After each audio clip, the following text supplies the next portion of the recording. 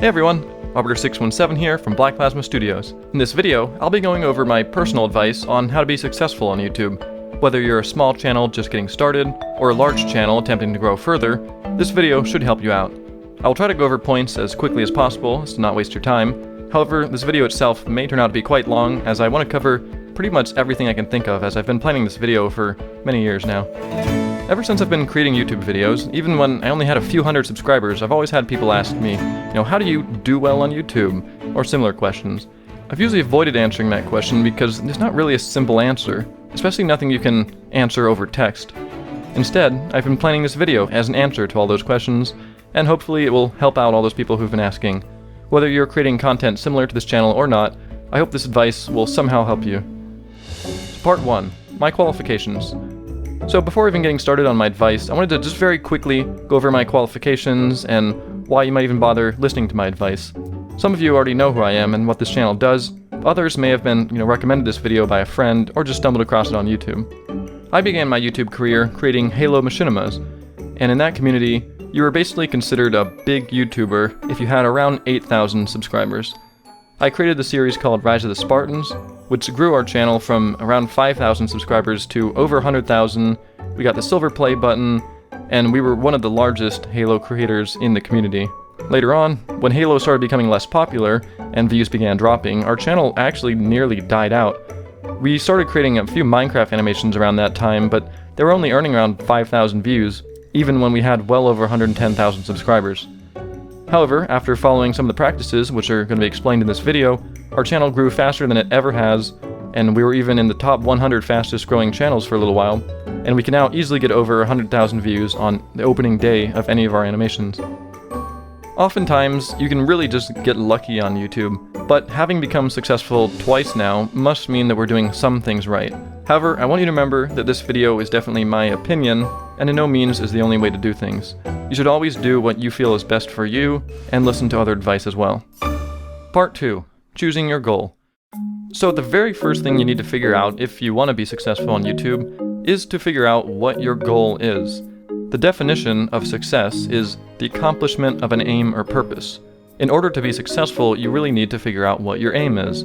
Are you trying to get a lot of subscribers? Do you want to be well known in your community? Do you want to earn a living off YouTube and work on it full time? Or maybe your goal is simply to have fun. I find that many people starting out on YouTube don't really have a clear understanding on what they're trying to do or what their goal is, and they easily become frustrated if their videos aren't getting enough views or something. But if your goal is to have fun, who really cares about views or subscribers? So figure out your goal right away, but understand that your goals can of course change as time goes on. Part 3. Search Engine Optimization. Before moving on to any further advice, I want to take a moment to explain what SEO means, as it's extremely important and I'll be referring to it many times during the following tips. SEO stands for Search Engine Optimization. It basically means optimizing your online content, in this case your YouTube videos, so that it appears more commonly in the search engine. When I type in Minecraft animation and get one of our videos on the first page, that's good SEO. When I am watching a popular Hunger Games Minecraft animation and I see ours as a related video, that's good SEO. Having strong SEO is one of the most important aspects of whether or not your channel will grow and gain subscribers and views. Unfortunately, is often more important than even the quality of your content. You can make the highest quality masterpieces ever, but if no one ever finds the video, it will never reach out to your audience other than, a few people through word of mouth. Part 4. Choosing your focus. Next, you must figure out what you want to create. If you're watching this video, you probably already have some idea, or you may have already begun creating content. Choose something you already love doing, not just something that you think might make you successful. If you don't like it, it will quickly become a chore, and you're going to lose interest. It should be something that you're also very experienced and educated with. For instance, if you're doing, how-to videos on Minecraft mods, you need to understand the mod very well. You can't just try to explain it when you don't even know what you're doing. Also, you want to consider the current state of your subject. You want to consider at least 2 things when choosing your focus. 1, what is the size of the audience that might want to watch it? And 2, how many creators are already creating content for that subject? Basically, what we're looking for is what's referred to often as saturation of the market. If there are a lot of content creators compared to the amount of people watching, that has very high saturation and is something that you usually don't want to pursue if you're trying to get successful. What you want to find is a lot more people willing to watch videos than there are people creating those videos. You can find the answer to the size of the audience simply by researching the community. Is it a big thing people are talking about? If you're doing some kind of game, how many players log on daily to play the game? You can also use things like Google Trends to see if your subject is on the rise or fall. If I compare Halo Machinima to Minecraft animation, we can clearly see the Minecraft animation audience is much larger, and we can also see the gradual fall of the Halo Machinima audience, which I mentioned earlier. To find out the answer to the second question on how many creators are creating the content, we can simply just search in some things on YouTube and sort by date added. Look to see how often videos are being created. What you ideally want, again, is a large audience with few content creators. Also, choosing a clear focus is extremely important.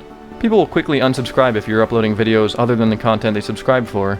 We initially had a very strong Halo focus, but then, as I mentioned when Halo started going downhill, rather than latching on to a new focus, we started trying to just branch out and see what worked. And that was when our channel was doing some of the worst it's ever done, and finally we decided to kind of restructure the channel. We updated our description, we updated our banner, and we focused primarily on Minecraft animation, which was when we finally ended the big recession we had, and we exploded our growth once again. So relating that back to SEO, having a strong focus really helps your channels and videos show up well when people are searching for that focus. If I type in Minecraft animation for channels, we can see our channel is right near the top. Part 5. Finding a community. One thing that's unfortunate about YouTube is it's designed to help large channels get larger, not small channels get started. If you ever looked at the related channels section on your channel, you'll notice how usually all of them are extremely large established channels, often with over 1 million subscribers. If you're finding a hard time getting started on YouTube, pay extra care to what I'm about to tell you. If there's one thing you take out of this video, it's this. Build yourself within an existing community. What kind of community am I talking about? It needs to have at least 3 things. 1. Everyone shares a common interest. 2. Everyone in the community has a realistic chance of interacting. And 3. The highest ranking community members are known by nearly all the lower members. These were just 3 different definitions I made up when creating this video in order to test the community I'm talking about.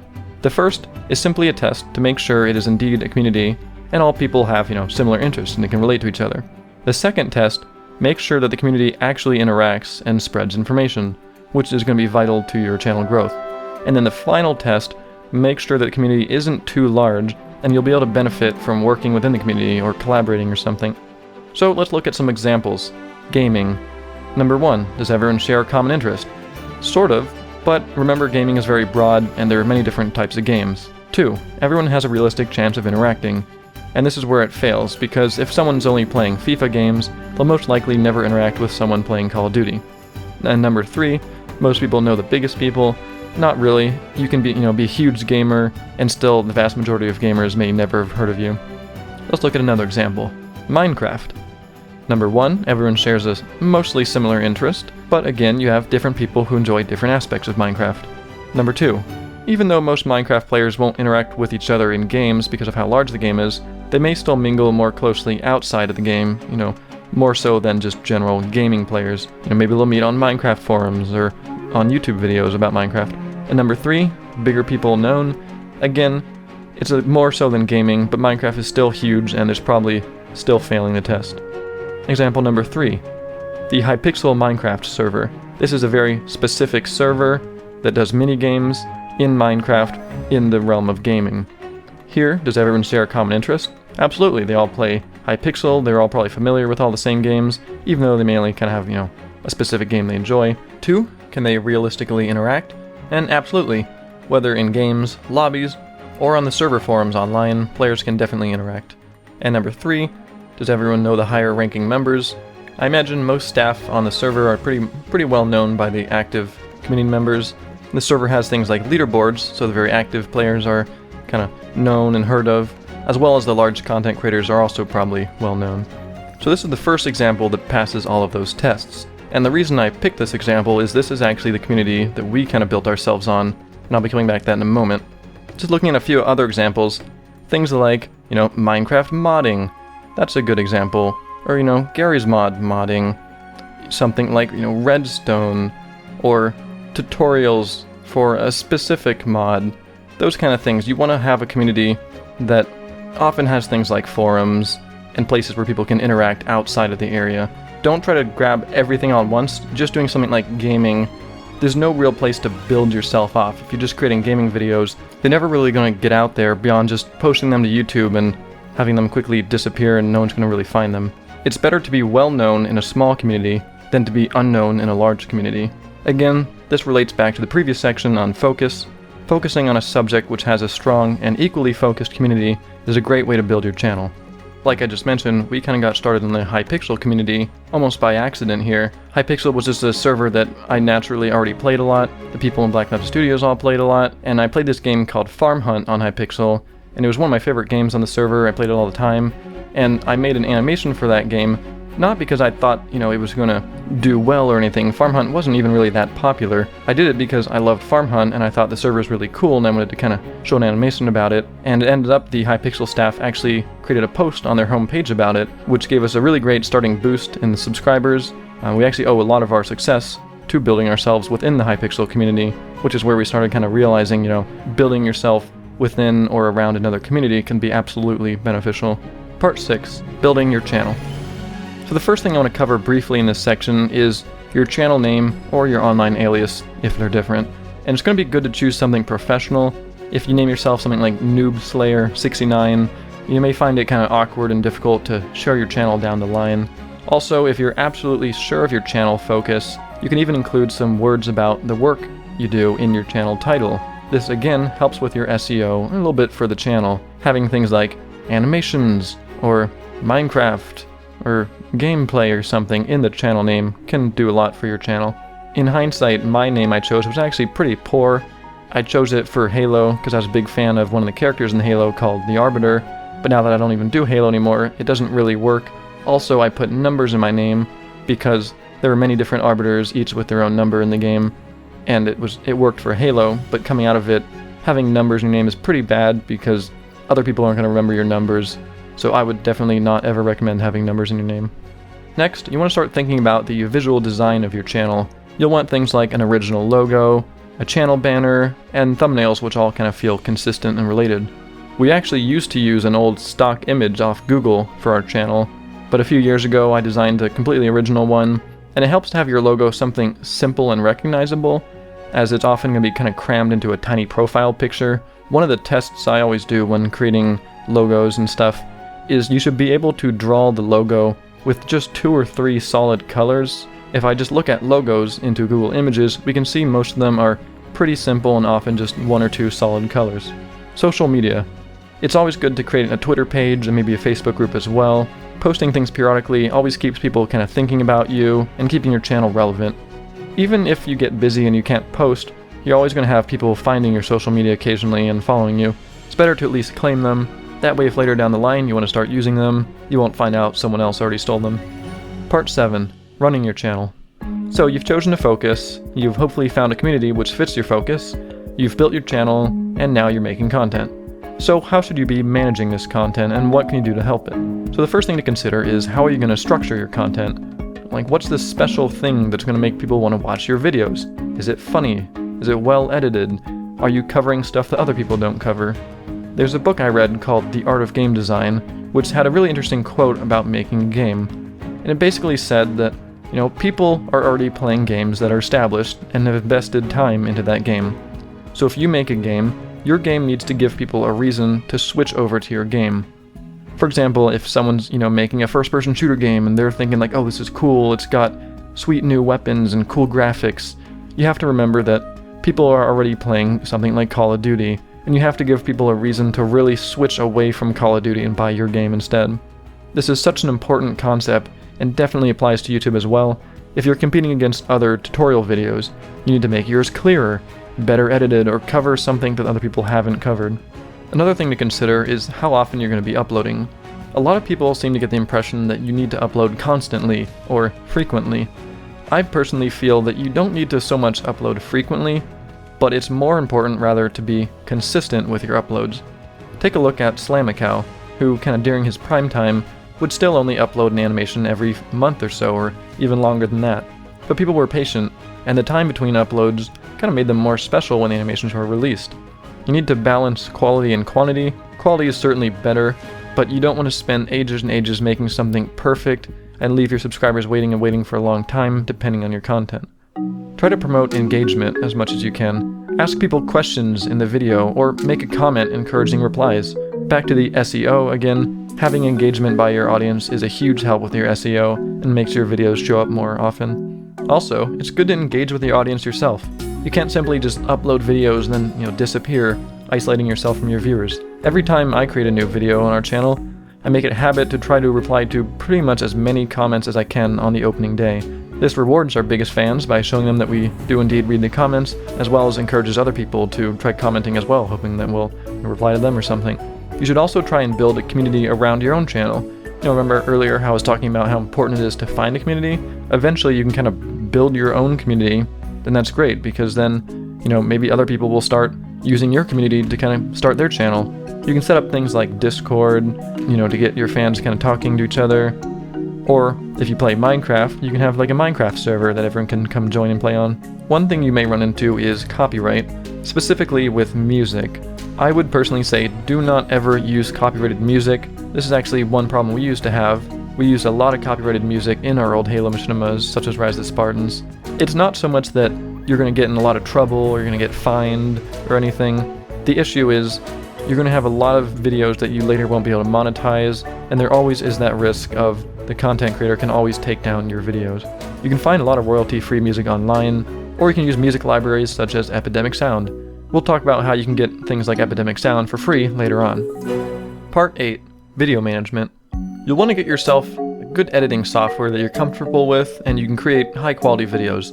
This is the one place where you're really going to want to maybe spend a little bit of money and get something that will last.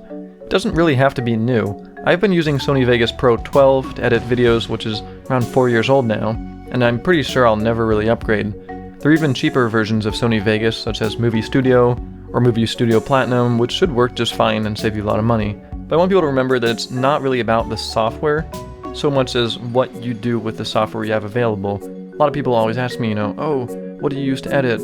What do you use to do this effect? Do you use Blender or Cinema 4D? And I'm like, well, it doesn't really matter. You can, it does matter sometimes, but a lot of cases, the software will do the same things. Also, a lot of beginning channels seem to really get caught up in making things like intros for their channel, and I honestly don't think they're really necessary at all. You can perfectly get by without one, and if you do make one, keep it simple. People will definitely click away if your intro is too long. Don't make some big 20-second thing that's, in people's face and annoying. If you do an intro, keep it short, keep it simple, then move right along. Or, instead of wasting kind of time doing an intro, focus on hooking your viewer right away. The first 10 seconds of your video are probably the most important moments in the video. You want to grab people's attention right away before they click to the next video, and then try to keep it for as long as you can. And also, don't be afraid to take advantage of a little clickbait or controversy. I know both of these concepts are very poorly received nowadays, but clickbait doesn't have to really be something that's wrong or inappropriate. My animation, Don't Touch, is in a way a little bit of clickbait. It was kind of telling the viewers, not to click on this video, which makes people curious and made people want to click on the video. As long as people are getting something good in the end, people aren't really going to complain. Also, controversy can be interesting if you handle it fairly and you don't, simply hate or criticize something. My friend created a video called Warframe vs. Destiny, which compared these two similar games, and it showed people why he thought Warframe was better. Even though the video has a lower like-to-dislike ratio and brings in a fair amount of negative comments, his channel still grew immensely, and it got a lot of views based on how many subscribers he has. At the end of your video, your biggest goal is to make people want to click on another one of your videos. You can take advantage of the new end cards to have people visit more of your videos, or ask people questions that they can answer in the comments, as mentioned earlier, about engagement. Also, making longer videos is certainly better. Longer videos have higher SEO, and they often pay better, which is probably why they have better SEO. But don't simply make videos longer by making them slower. Watch time is certainly more important, and you want people to actually stay engaged. Part 9. Uploading videos. As for titling, just give it a clear and good title, which should probably have the name of the subject in it at least once. If you can work it in twice, you'll probably even do better. On a lot of my old videos, I kind of failed to do this. Looking way back at some of my old original Halo videos, I just called it something like The Infection, and that was it. And there wasn't even a really good way of telling that it was Halo. People should be able to tell exactly what your video is going to involve simply by reading the title. Tagging. I've heard some very extremely conflicting ideas on tags. Some people say to put tons and tons of tags, and other people say, don't have more than 5 tags. I've always had the mentality just to write them in naturally, do what you think is relevant, whether it's just a few tags or maybe 15. One thing we've always done is at least put one tag of your channel name. That way your videos pretty much are guaranteed to be related to the rest of your videos. So once people start watching one of your videos, they're kind of stuck in a big loop where all they see as related videos are more of your videos, which helps you out. You want to think about words that people actually search for. You can even start typing in things in the YouTube search bar and see what auto-completes, and try to fit those in as tags. Description. Description is honestly a kind of better place to add tags than the tags itself. Don't just put a very simple short thing saying, here's the video, hope you enjoy. Be sure to actually describe the video, use big keywords. You want the description to basically include all the words that people might search for to find your video. And as for thumbnails, they need to be very visible and definitely kind of, exciting looking to make people want to click on them. The majority of your traffic comes through related video clicks, so you want your thumbnail to stand out amongst the competition. One thing I find a lot of people forget when making thumbnails is that the thumbnail is indeed very small. So don't try to add a whole lot of detail or a whole bunch of characters into it.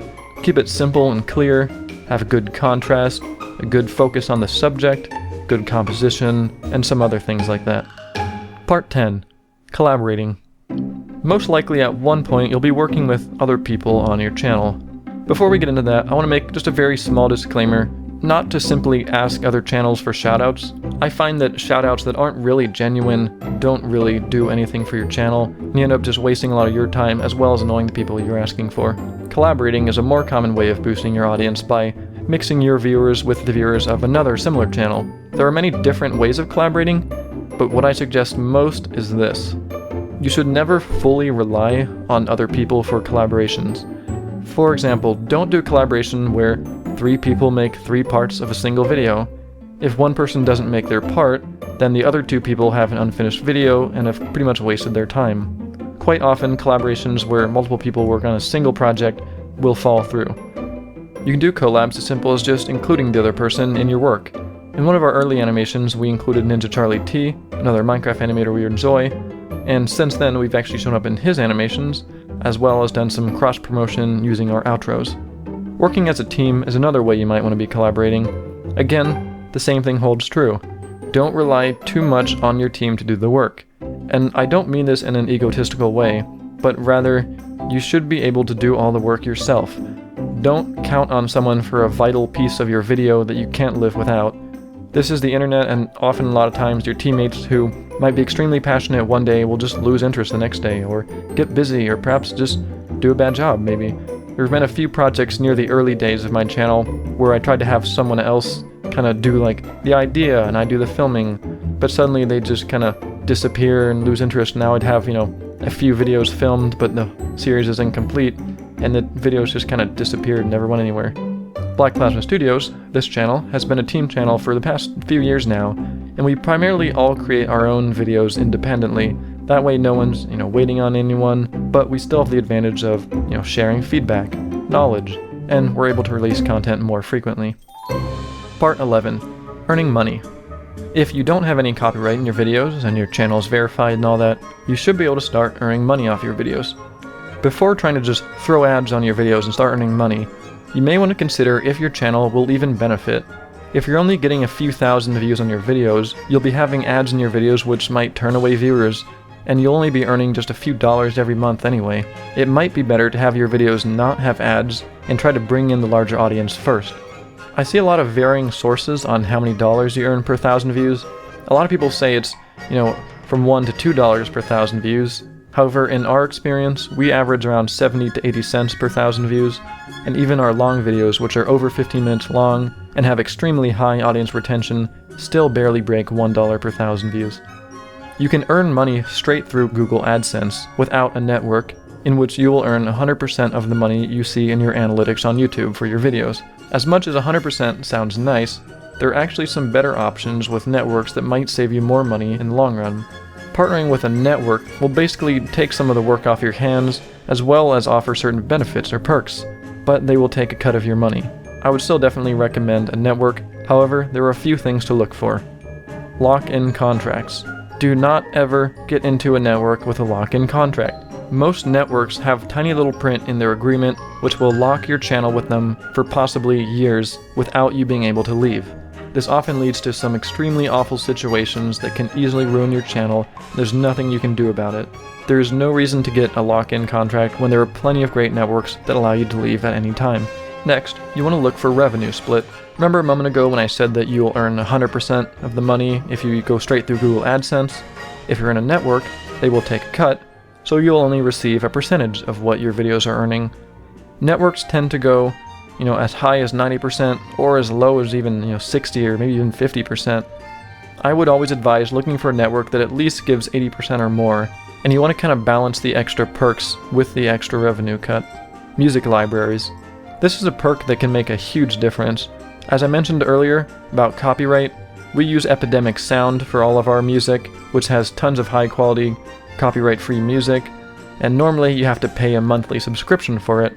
But with some networks, you can actually get free access to the library. We are currently partnered with the Curse Network, or Union for Gamers, and I would highly recommend them to anyone doing anything game-related. They offer 90% revenue, which, as I mentioned, was about as high as it ever goes. They have no lock-in contract, you can leave at any time, and you get both Epidemic Sound and Audio Micro free. So if you're interested in Curse, I actually have a referral link in the description of all of our videos, as well as this one. And if you sign up with that link, we actually get a bonus, so be sure to check it out if you're interested. Part 12. Final advice. So to recap, first we determined what your goal was creating YouTube videos. Then I established the concept of SEO and how searchability may be the greatest factor in being successful on YouTube. Next, I talked about choosing a focus, one you enjoy, one that is relevant, and one that has a larger audience to creator ratio. Then, I showed the importance of starting yourself within an existing community to help find viewers when you have no existing subscriber base. We went into different ways to run your channel, how consistency in uploads is better than frequency, structuring your videos to have a strong opening to hook the viewers, optimizing for longer watch time, and engaging with your viewers. I talked about collaborating with others, and the importance of never fully relying on anyone to do anything you can't do on your own, working as a team to get more content across, and finally I concluded with ways to make money on YouTube, and whether or not it's even worth it to have ads, as well as how to join the right network if interested. Success won't happen over a day, or even a month. Be patient and be persistent. You can do everything right, but it might just take that lucky video to eventually get you started. Remember your goal. Also, be nice. This is a huge thing you can do for your channel. Don't just be a jerk to other YouTubers to make yourself look better, and especially don't be a jerk to your viewers. It's going to hurt you way more in the end. Cooperation is a lot better than competition in this industry. Be prepared for criticism and hate. You will always get people who hate you and hate your work, no matter how nice you are. You have to learn when to just ignore the negativity, but also when to recognize actual criticism and learn from it. For my final advice, I want to quote Thomas Bergerson, who is a big inspiration of mine. He's a music composer, and he created this post on his Facebook page, which, although was written about music, easily applies to almost every form of art. As I read this quote, I want you to think about how it relates to the type of videos you're creating. It reads, "I get so many emails and messages from people who ask me how I do this and that. The thing is, if you want to be truly good at what you do, there will never be shortcuts. If you aren't curious enough to spend time digging into little nerdy details that satisfy no one but yourself in your quest for what you perceive as the right way, then chances are you don't have it in you to rise above mediocrity. Nothing comes free in music. It's all really hard work and dedication. It's a passion and drive that challenges all reason and will leave you exhausted and unhealthy as a result of an insatiable and overpowering lust to improve yourself.